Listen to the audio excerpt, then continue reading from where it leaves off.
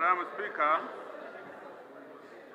Indiscipline, sabotage and corruption are the three mistakes which the President highlighted in his letter to Parliament in relation to the budget process.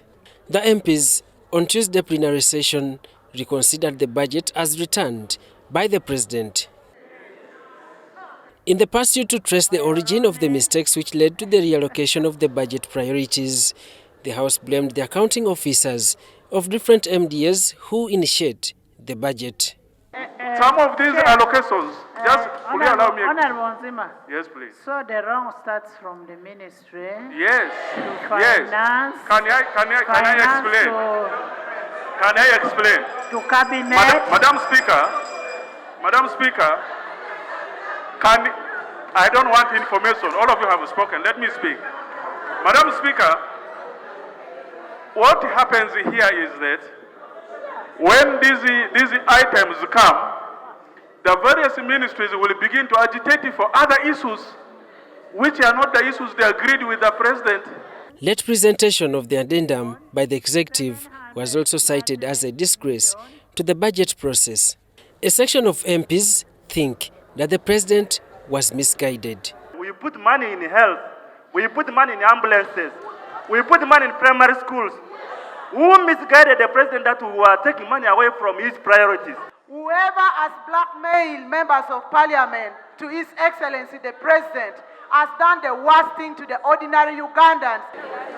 I pray that we listen to each other, and I also pray that we lend each other an ear. Honourable members, let's listen. But the MPs want to ensure that the same situation does not reoccur. These mistakes, I have agreed we can proceed. We will proceed just because it is normal to proceed for the sake of peace. But these wrongs will haunt us. Letter is castigating Parliament that we are thieves, yet we have indicated where we had put money in good faith. So, Madam Speaker, I want to applaud you, but I want to request you, in the future, we need to bring the President to appreciate what the members of Parliament are doing in good faith.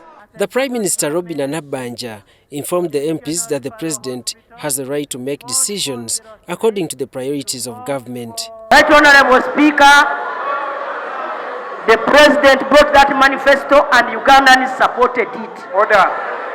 And so, Right Honourable Speaker, I want members also appreciate that the President has got a role in decision making. The Vice President Jesica Alupo debunked claims that the President was misguided on the operations of Parliament.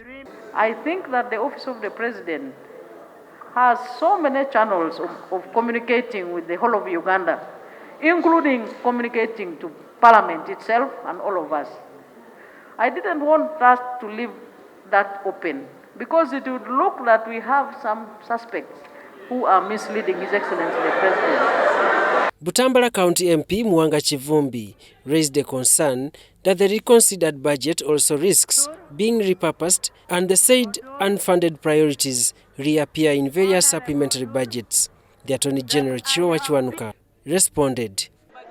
Now, as we do all this with the embarrassment, can we get a commitment from the Minister that whatever we do, come in the next 2 months, you are not going to sit down and repurpose and reallocate money that we have passed? We can assure you, Right Honourable Speaker and Honourable colleagues, that we shall operate within the budget and in accordance with the law. It may be unfair for us to stand here and promise to the House that we will not come back to ask for your consideration of any other matters, because that means we will be playing God. We don't know what is going to happen tomorrow. We don't know the needs of this country, what the needs of this country will be.